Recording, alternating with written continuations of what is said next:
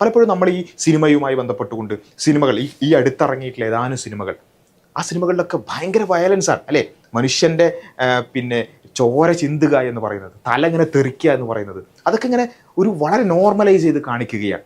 അപ്പോൾ ഇതൊക്കെ നമ്മൾ പറയുമ്പോൾ ഈ സിനിമയുടെ സ്വാധീനം, സിനിമ കാണുന്നതിലൂടെ ഇത്തരം ചിന്തകൾ ഉണ്ടാകുമെന്നൊക്കെ പറയുമ്പോൾ പല ആൾക്കാർ പറയാറുള്ളത് അങ്ങനൊന്നുമില്ല, സിനിമ എന്ന് പറഞ്ഞാൽ ഒരു കലയാണ്, കലയെ കലയായി കണ്ടാൽ പോരെ എന്നൊക്കെ പറയുന്ന ആളുകളുണ്ട്.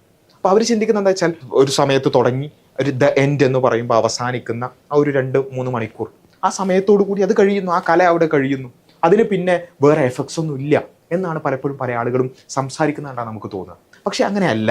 സിനിമകളുമായി ബന്ധപ്പെട്ടുകൊണ്ട് ശാസ്ത്രീയമായി തന്നെ പഠനങ്ങൾ നടത്തുമ്പോൾ നമുക്ക് കാണാൻ സാധിക്കുന്നത് ഇതല്ല റിയാലിറ്റി എന്നുള്ളതാണ്. കലയെ കലയായി കണ്ടാൽ പറയാതെ കലയായിട്ട് കണ്ടാൽ മതി, പക്ഷേ കലകൾക്ക് ചില എഫക്ട്സ് ഉണ്ട്, വളരെ വലിയ എഫക്ട്സ് ഉണ്ട് എന്നുള്ളതാണ്. ഇതുമായി ബന്ധപ്പെട്ട് ഒരുപാട് പഠനങ്ങൾ കാണാൻ സാധിക്കും. എത്ര തന്നെ പഠനങ്ങൾ നമുക്ക് വേണമെങ്കിൽ ഹാജരാക്കാൻ സാധിക്കും. ഒരു ഉദാഹരണത്തിന് ജസ്റ്റ് ഒരു എക്സാമ്പിൾ എന്ന നിലക്ക്, the effect on violent and melodrama movies on risk decision making and behavioural inhibition in adolescence. കുട്ടികളിൽ ഈ ഇത്തരത്തിലുള്ള വയലന്റ് മൂവീസും അതുപോലെ തന്നെ മെലോഡ്രാമ മൂവീസും ഉണ്ടാക്കുന്ന എഫക്ട്സിനെ കുറിച്ച് ഉള്ള ഒരുപാട് പഠനങ്ങൾ അവൈലബിളാണ്.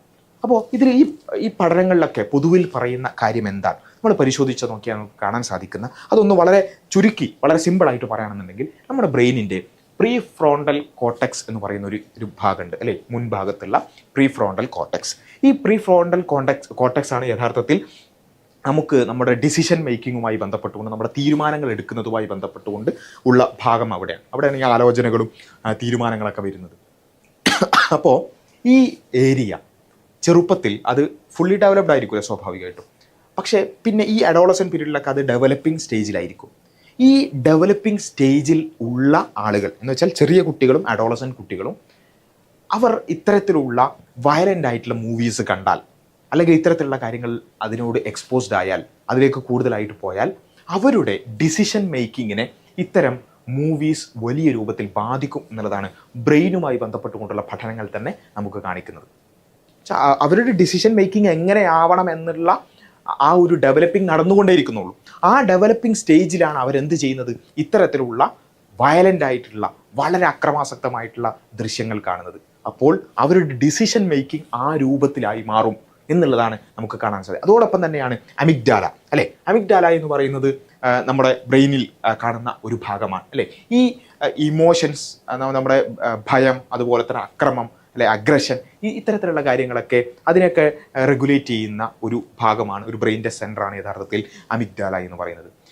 ഇത്തരത്തിലുള്ള വയലൻ്റ് ആയിട്ടുള്ള മൂവീസ് കാണുമ്പോൾ, അത്തരത്തിലുള്ള ദൃശ്യങ്ങൾ കാണുമ്പോൾ നമുക്ക് കാണാൻ സാധിക്കുന്നത് ഈ അമിഗ്ഡാല ഓവർ സ്റ്റിമുലേറ്റഡ് ആകുന്നു എന്ന് വെച്ചാൽ നമുക്ക് ഭയവും അതേപോലെ തന്നെ അഗ്രഷനും കൂടി വരുന്നു എന്നുള്ളതാണ് നമുക്ക് ശാസ്ത്രീയമായ പഠനങ്ങളിൽ കാണാൻ സാധിക്കുന്നത്. അപ്പോൾ ഇത് വഴി എന്താ സംഭവിക്കുക, നമ്മുടെ അമിഗ്ഡാല ഓവർ സ്റ്റിമുലേറ്റഡ് ആയി കഴിഞ്ഞാൽ നമുക്ക് നോൺ വയലൻ്റ് ആയിട്ടുള്ള സൊല്യൂഷൻസ് ഉണ്ടാക്കാൻ സാധ്യമല്ല. മുമ്പിൽ ഒരുപാട് ലൈഫിൽ മൊത്തത്തിൽ തന്നെ നമുക്ക് ഒരുപാട് പ്രശ്നങ്ങൾ, ഒരുപാട് പ്രോബ്ലംസ് നമ്മുടെ മുമ്പിലേക്ക് വരും. ഓരോന്നും ഓരോ പ്രോബ്ലംസാണ്. ആ പ്രോബ്ലംസിനൊക്കെ ഓരോന്നും ഇങ്ങനെ സോൾവ് ചെയ്ത് പോകുക എന്നുള്ളൊരു ഗെയിമാണ് യഥാർത്ഥത്തിൽ നമ്മുടെ ജീവിതം എന്ന് പറയുന്നത്.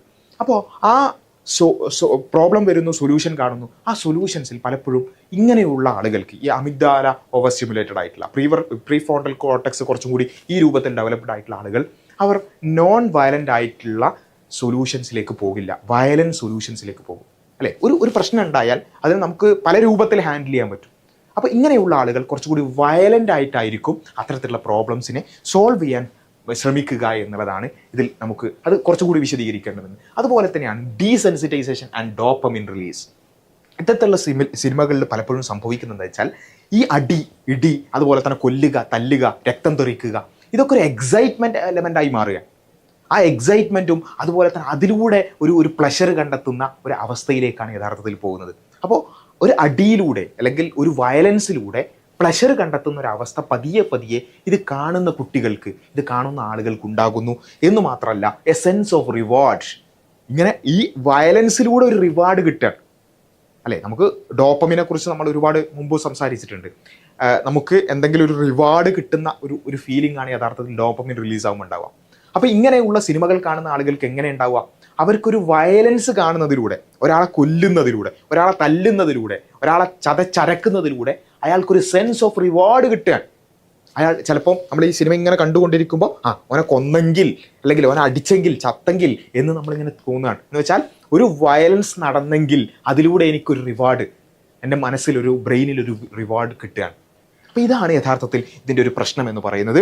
അപ്പോൾ അതേപോലെ തന്നെ അഗ്രഷൻ സീം ലെസ് സീരിയസ്, കുറച്ചുകൂടി ഈ വയലൻസിനോടൊക്കെ ഒരു ലെസ് സീരിയസ് ആയിട്ടുള്ള, അത്ര വലിയ ഗൗരവമൊന്നും ഇല്ലാത്ത, അതേപോലെ തന്നെ കുറച്ചുകൂടി അതൊരു റിവാർഡിംഗ് ആയിട്ട് തോന്നുന്നൊരവസ്ഥ ഇത്തരക്കാരായ ആളുകൾക്ക് ഡീസെൻസിറ്റൈസ് ചെയ്താൽ, ഇതിനെ നോർമലൈസ് ചെയ്താൽ, അക്രമങ്ങളെയും അതുപോലെ തന്നെ വയലൻസിനൊക്കെ നോർമലൈസ് ചെയ്താൽ അത് കണ്ടുകൊണ്ടേയിരിക്കുന്ന ആളുകൾക്ക് അതിനോടൊരു ഡീസെൻസിറ്റൈസേഷൻ ഉണ്ടാകും എന്നുള്ളതാണ്. അതുവഴി ഒരു ഇമോഷണൽ നമ്പിങ് ഉണ്ടാവും, അല്ലേ? നംനെസ് എന്ന് വെച്ചാൽ എന്താ, നമുക്ക് ഏതെങ്കിലും ഒരു ഭാഗത്ത് നംനെസ് ഉണ്ടെങ്കിൽ അവിടെ തൊട്ടാലൊന്നും നമുക്ക്, അല്ലെങ്കിൽ അവിടെ എന്ത് ചെയ്താലും നമുക്ക് വേദന ഒന്നും അനുഭവപ്പെടില്ല. അതേപോലെ ഈ ആളുകളെ സംബന്ധിച്ചിടത്തോളം ഇതിനോട് ഇങ്ങനെ എക്സ്പോസ്ഡ് ആയി കഴിഞ്ഞാൽ അവർക്ക് എന്ത് ചെയ്താലും, എന്ത് പ്രശ്നം ഉണ്ടായാലും അവർക്കൊരു പ്രശ്നം തോന്നില്ല, അല്ലേ? നമ്മൾ സാധാരണ പറയും ഒരു മരത്തടി വെച്ച മാതിരി, ഒരു കുലുക്കം ഇല്ലല്ലോ, ഇതൊക്കെ കണ്ടിട്ട് ഒരു കുലുക്കം ഇല്ലല്ലോ എന്ന് നമ്മൾ പറയും, അല്ലേ? സ്വന്തം അമ്മയെ കൊല്ലുന്നത് കണ്ടിട്ടും മനസ്സിനൊരു അലിവ് തോന്നിയില്ലല്ലോ എന്ന് നമ്മൾ പറയും, അല്ലേ? അലിവ് തോന്നാത്തൊരവസ്ഥ, ഒരു നമ്പിങ്, ഒരു നംനെസ് അവർക്ക് ഉണ്ടാകും എന്നുള്ളതാണ് നമുക്ക് ശാസ്ത്രീയമായ പഠനങ്ങളിലൂടെ തന്നെ കാണാൻ സാധിക്കുന്നത്. Make aggressive behaviour appear normal. അവർക്ക് അഗ്രസീവ് ബിഹേവിയർ എന്ന് പറയുന്നത് നോർമലായി മാറും, അതുപോലെ തന്നെ അക്സെപ്റ്റബിളായി മാറും. Diminishing their emotional response to suffering of others. മറ്റുള്ളവരുടെ സഫറിങ്ങിനോട് കുറച്ചൊരു നിസ്സംഗത, അല്ലേ? അതൊന്നും എന്നെ ബാധിക്കുന്ന ഒരു കുഴപ്പമില്ല, അല്ലെങ്കിൽ അതൊരു പ്രശ്നമല്ല, അതൊക്കെ ഒരു അക്സെപ്റ്റബിൾ ആണ്. മറ്റുള്ളവർ വലിയ രൂപത്തിൽ വേദന അനുഭവിക്കുന്നത് കണ്ടാലും, അവർ പെടഞ്ഞു വീണ് മരിക്കുന്നത് കണ്ടാലും എനിക്കത് ബാധിക്കാത്തൊരവസ്ഥ, എൻ്റെ മനസ്സിനെ അത് ബാധിക്കാത്തൊരവസ്ഥ എന്ന് പറയുന്ന ഒരു ഇമോഷണൽ നംനെസ് ആണ് യഥാർത്ഥത്തിൽ ഇങ്ങനെയുള്ള സിനിമകൾ, ഇങ്ങനെയുള്ള മൂവീസ് അല്ലെങ്കിൽ ഇത്തരത്തിലുള്ള ദൃശ്യങ്ങൾ കാണുന്നതിലൂടെ നമ്മുടെ മനസ്സിൽ, അല്ലെങ്കിൽ പ്രത്യേകിച്ചും കുട്ടികളുടെ മനസ്സിൽ രൂപപ്പെടുന്നത് എന്നുള്ളത് നമ്മൾ മനസ്സിലാക്കുക. അതുവഴി അവർ വയലന്റ് പ്രോബ്ലം സോൾവിങ് പാറ്റേൺസിലേക്ക് പോകും. ഞാൻ നേരത്തെ പറഞ്ഞ പോലെ ഓരോ പ്രോബ്ലംസും സോൾവ് ചെയ്യാൻ നമുക്ക് പല വഴികളുണ്ട്. ആ വഴികളിൽ ഇവരുടെ പ്രോബ്ലം സോൾവിങ് മെത്തേഡ് പലപ്പോഴും വയലൻസിലൂടെ ഉള്ളതായിരിക്കും.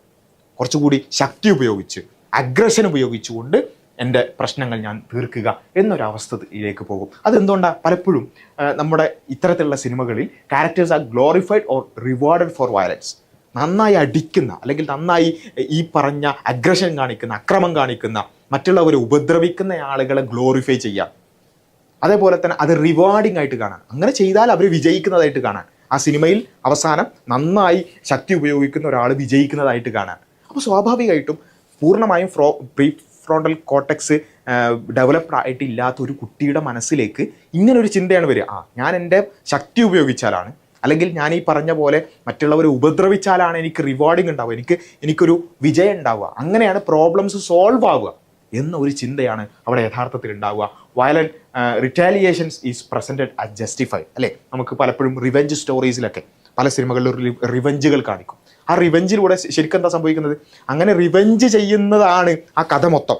അപ്പോൾ നമ്മളുടെ മനസ്സിലും ആ റിവെഞ്ച് എങ്ങനെയെങ്കിലും സക്സസ്ഫുൾ ആകണം എന്നൊരു ചിന്തയായിരിക്കും ഉണ്ടാവുക. അപ്പോൾ സ്വാഭാവികമായിട്ടും അതൊരു ജസ്റ്റിഫൈഡ് ആയ രൂപത്തിലേക്ക്, ആ കഥയിലൂടെയും നീളം ഒരു 3 മണിക്കൂർ നമ്മൾ ആഗ്രഹിക്കുന്ന എന്താ, എങ്ങനെയെങ്കിലും ആ റിവെഞ്ചിൽ ഈ നായകൻ വിജയിക്കണം എന്നായിരിക്കും. അപ്പോൾ സ്വാഭാവികമായിട്ടും നമ്മുടെ മനസ്സിൽ അത്തരത്തിലുള്ള ഒരു പ്രോബ്ലം സോൾവിങ് രീതി ഡെവലപ്പായി വരും എന്നുള്ളതാണ്. Develop a distorted sense of justice leading to real world aggression.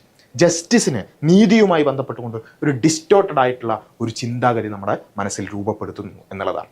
കാരണം ഇങ്ങനെയൊക്കെയാണ് നീതി നേടുക. അല്ലാതെ ഒരു നോൺ വയലൻ്റ് ആയ, അല്ലെങ്കിൽ കുറച്ചുകൂടി ശാന്തമായ, നിയമത്തെ സമീപിച്ചുകൊണ്ടുള്ള, അങ്ങനെ കുറച്ചുകൂടി ഡിലേഡ് ആയിട്ടുള്ള ജസ്റ്റിസിലേക്ക് ഇവർക്ക് ചിന്തിക്കാൻ തന്നെ പറ്റില്ല. ഇവർക്ക് ഇൻസ്റ്റൻറ്റ് ജസ്റ്റിസ് വേണം, അല്ലെങ്കിൽ ഇൻസ്റ്റൻ്റായി അതെല്ലാം പരിഹരിക്കണം, ഇൻസ്റ്റൻ്റായി അതിനെ നേരിടണം. ഇങ്ങനെ ഒരു ചിന്തയിലേക്കാണ് ഇവർ പോവുക എന്നുള്ളതാണ്. അതേപോലെ തന്നെ ഹോസ്റ്റൈൽ ആട്രിബ്യൂഷൻ ബയാസ് കൂടി ഇവർക്കുണ്ടാവും.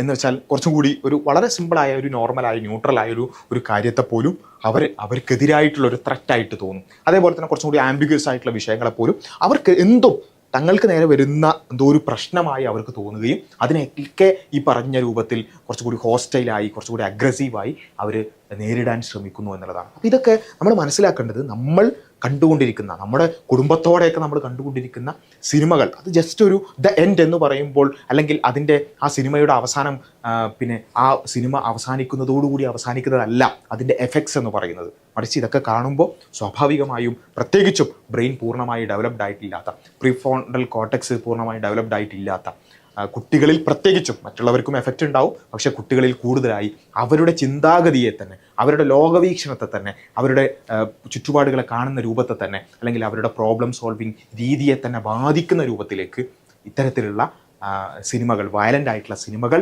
കുട്ടികളെ എത്തിക്കും എന്നുള്ളത് മനസ്സിലാക്കിക്കൊണ്ട് ഇതിൻ്റെ ഗൗരവം തിരിച്ചറിയുക. ഇത് നേരത്തെ പറഞ്ഞ ആ ഒരു ഇഷ്യൂമായിട്ട് മാത്രം ബന്ധപ്പെട്ടുകൊണ്ടല്ല, കഴിഞ്ഞ ഏതാനും വർഷങ്ങളായി അല്ലെങ്കിൽ മാസങ്ങളായി നമ്മൾ കേട്ടുകൊണ്ടിരിക്കുന്ന ഇത്തരം ഇഷ്യൂസിൽ നമുക്ക് വളരെ ന്യായമായും ഇത്തരത്തിലുള്ളൊരു അവസ്ഥയിലേക്ക് നമ്മുടെ കുട്ടികൾ പലപ്പോഴും എത്തിപ്പെടുന്നതായി നമുക്ക് കാണാൻ സാധിക്കും. അതിൻ്റെ കാരണം ശാസ്ത്രീയമായി പരിശോധിച്ചാൽ ഈ രൂപത്തിൽ നമുക്ക് മനസ്സിലാകും. അതിനെക്കുറിച്ച് കൂടുതൽ അറിയാനും പഠിക്കാനും ഇത്തരത്തിലുള്ള സിനിമകളിലൂടെ അല്ലെങ്കിൽ ദൃശ്യങ്ങളിലൂടെ എങ്ങനെയാണ് നമ്മുടെ ചിന്താഗതി മാറിപ്പോകുന്നത് എന്നതിനെക്കുറിച്ച് കൂടുതൽ മനസ്സിലാക്കാനും ശ്രമിക്കണം എന്ന് മാത്രമാണ് സൂചിപ്പിക്കാനുള്ളത്. Thank U.